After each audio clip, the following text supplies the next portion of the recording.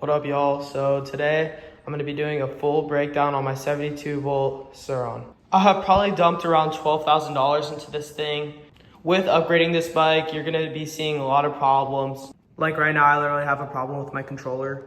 It's super nice when you can get it working, but when it's not, it's a real pain. But the video's not about that, so let's get into the breakdown. Right here to help you guys out, I'm gonna be putting the prices and names of all the parts I cover. All right, to start off is the battery. I have the stock Surron battery and the Chai 72 volt battery. And it's 72 volts and 45 amp hours. I really recommend this battery. It's super nice with the range, but if you decide to turn off the kilowatts, it will dump your battery pretty fast. The controller I pair with the battery is the EBMX 9000. I think right now this is the best controller to pair with the Chai battery. This controller will run you about $1,200. And the last thing for power is the motor. I have the stock Surron motor and it can run about 15 kilowatts, which with this wheel set and my weight, I can probably go around 65 to 70. The next thing on the build I'll cover are brakes. I have the TRP Evos for front and rear. And for my foot brake, I have the Hope Tech V4 as the caliper.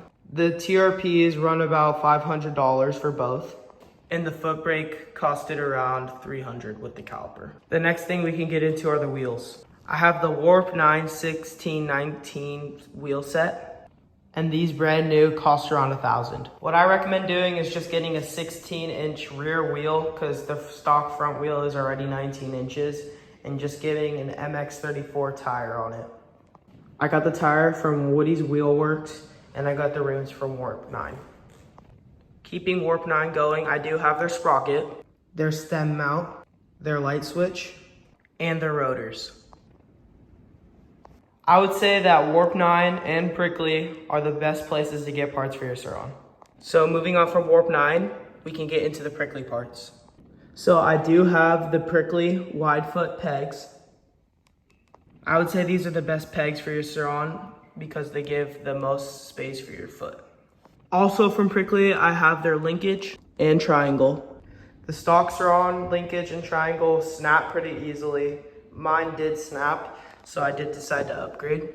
I also have a Prickly riser, this Prickly dual caliper mount, Prickly motor cover, Baja S2 Pro from Prickly, and their Baja mount. I do have some Ultra B Moto brakes coming from Prickly, and those are gonna feel so nice. Last but not least, I do have their front mounting plate.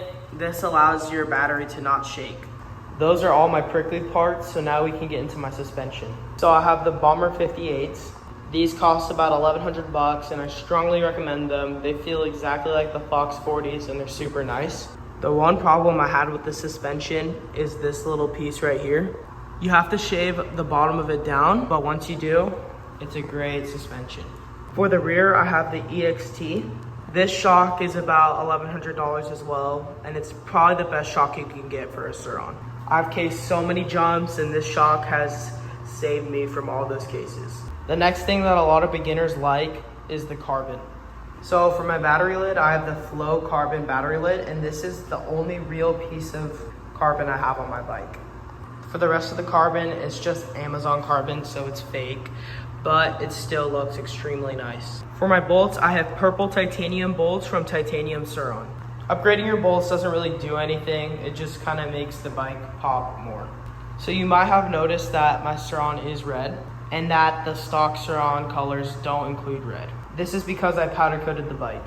The powder coat color is everyday red, and it costs around $300 to powder coat. The hardest part about powder coating is probably stripping the bike down and rebuilding it. It took me about an hour and a half to strip it, and 3 hours to put it back together, with a bunch of technical issues. So now finishing up the small parts, I have Renthal fat bars, 40mm rise, and a fun bar mount, a good seat cover, and a front plate. I have other couple plates too. So that's really it for the Surron. Let me know if you guys want me to go more in depth or what other style videos you guys want. I hope this video helped, and I'll see you guys next time.